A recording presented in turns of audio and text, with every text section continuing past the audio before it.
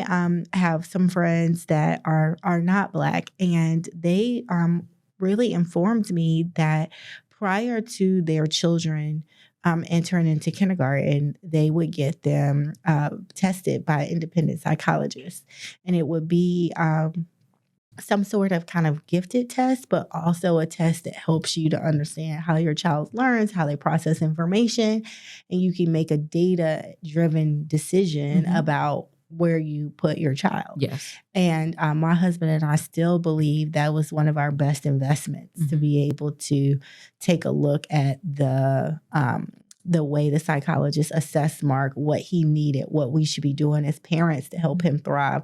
What are the things that we should be asking the teachers for so that he could thrive?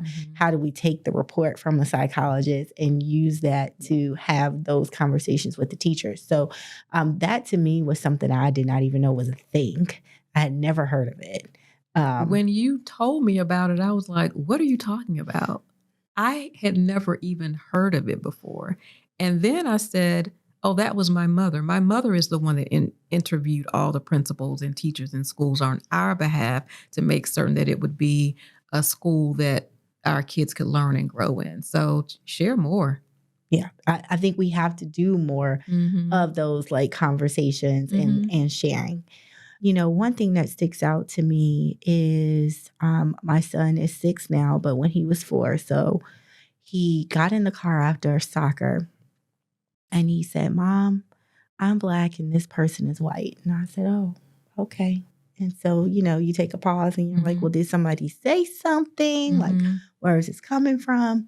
And he said, "No, I just know that, you know, all my friends are white and all my friends that do the things I like are white. And I don't like to be the one that stands out. I don't want to be different." And that just hit me like a ton of bricks. I'm like, I wrote Black Boy Joy.